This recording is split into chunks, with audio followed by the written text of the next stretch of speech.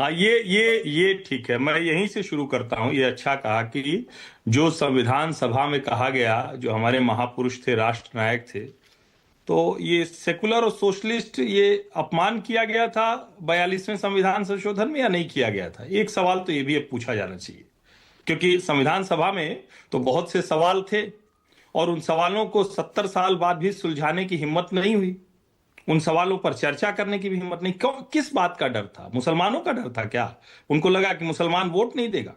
और मैं बार बार एक शब्द इस्तेमाल करता हूं कि हमारे देश में, जिसमें प्रथम प्रधानमंत्री पंडित जवाहरलाल नेहरू मूल रूप से शामिल हैं, एक अपराध बोध था उनके अंदर कि भाई, एक मुसलमान देश लेकर चला गया, इस्लामिक मुल्क बन गया, दूसरा मुसलमान जो यहां है उसको जरा संभाल के रखो, सहेज के रखो।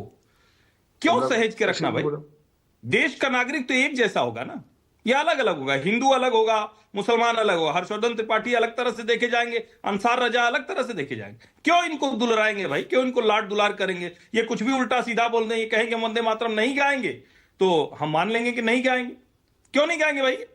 मैं कह रहा हूं, हो सकता है अभी आज गा देंगे, अच्छा लगेगा मुझे, अनुराग भदौरिया का भाषण सुनने के बाद हो सकता है गा दें। मूल सवाल यह कि चर्चा क्यों नहीं होनी चाहिए, यही मान ले। जिस कांग्रेस के समय में, और बार बार मैं कहता हूं कि कांग्रेस को अलग अलग तरह से देखना चाहिए।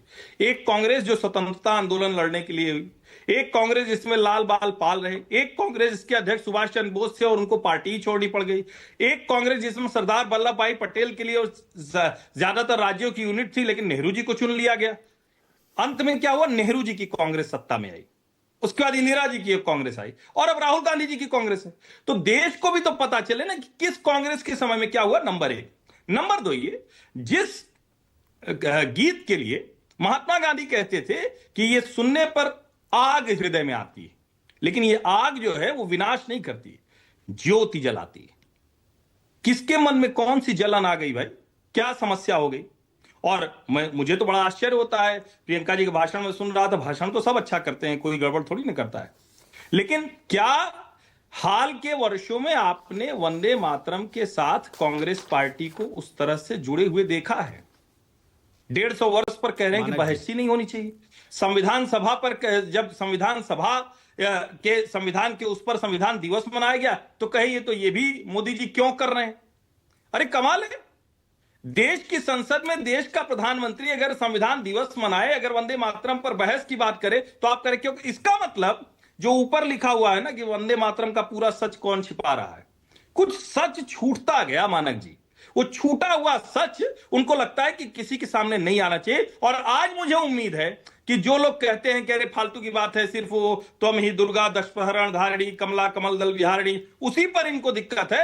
आज अंसार रजा जी कहेंगे कि हम वंदे मातरम गाने वाले लोग हैं। इस देश के मुसलमानों को कांग्रेस ने गलत तरीके से प्रस्तुत किया, तुष्टीकरण के चक्कर में लगातार। और आज तो हो सकता है कि वो कहेंगे ना ना कोई बात मत करो। मैं तो कह रहा हूं वो छोड़ दीजिए। अच्छा हर्ष जी, एक सेकेंड, आपने इसको ज्यादा सिंप्लीफाई नहीं कर दिया, बहुत सरलीकरण नहीं कर दिया? क्यों नहीं गाएंगे अंसार रजा या मुसलमान, क्यों नहीं वंदे मातरम गाएंगे? मैंने बताया वंदे मातरम में क्लियरली, मैंने शुरू में कहा, उसमें जो उसके शब्द पढ़े, उसके भावार्थ पढ़े। मूर्ति पूजन इस्लाम में अलाउड नहीं है, नहीं मानते मुसलमान मूर्ति पूजन को, इसीलिए वो कहते हैं हमारा जो इस्लाम है वो नहीं अलाउ करता, नहीं गा सकते वंदे मातरम। ये तो सिंपल सीधी सी बात है। आपने कहा क्यों नहीं गा सकते भाई?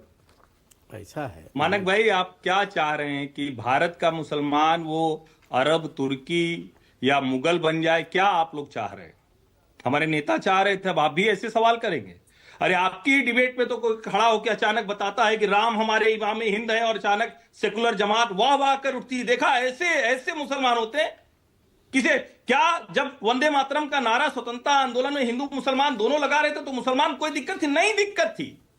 और आप मूर्ति पूजा की बात कर रहे हैं। मैं तो सिर्फ ये कह रहा हूं कि वंदे मातरम मां की पूजा, तो वो उस पर भी आ जाएगा जवाब कि हम तो नहीं करेंगे। अच्छा हर जी, एक चीज और हमने देखा है देश के अलग अलग हिस्सों में। एक चीज और उसके आगे नहीं, उसके आगे मानक जी, जब हम कहते हैं हम सो कॉल्ड सेकुलर बनने के लिए, इसी में कहता हूं इस देश में फ्रॉड सेकुलरिज्म प्रैक्टिस होता है।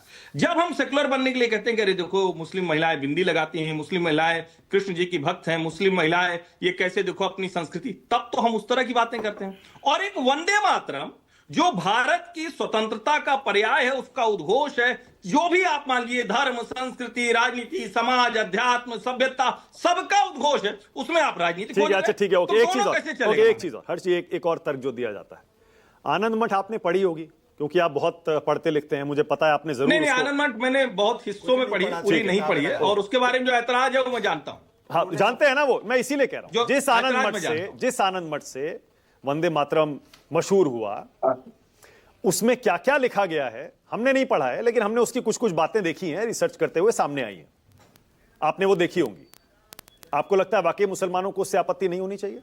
क्या क्या लिखा गया है उसमें, क्या क्या नहीं मानक लिखा भाई, गया? अभी मानक भाई, संयोगवश अभी मैं कल रात को संभाजी नगर से लौटा हूं। औरंगजेब ने इस देश के हिंदुओं के साथ क्या क्या किया है, तो क्या करें? मुसलमानों को देखना छोड़ दें? उनको स्वीकार करना छोड़ दें? कैसी बहस है ये? आनंद मठ में कुछ लिखा गया तो हम वंदे मातरम को त्याग दें? ठीक है, ऑल राइट। कितना अत्याचार मुगलों ने किया, क्या करें हम? अपने मुसलमान जो आज हमारे देश के नागरिक हैं, उनके साथ हम गलत दृष्टि से देखें? ठीक है, ये मौलाना ठीक होगा अंसार रजा, क्या? मौलाना अंसार रजा, बोलिए भाई। मौलाना अंसार रजा माइक लगा रहे हैं, मौलाना साहब लगाइए, माइक लगाइए, लाइए स्क्रीन पर लाइए, मौलाना साहब को माइक लगा रहे हैं। मौलाना साहब, हर्षवर्धन त्रिपाठी कह रहे हैं क्या दिक्कत है मुसलमानों को और आपको वंदे मातरम बोलने में? सिर्फ इसलिए कि मूर्ति पूजन अलाउड नहीं है, क्यों नहीं बोल सकते देश के लिए वंदे मातरम?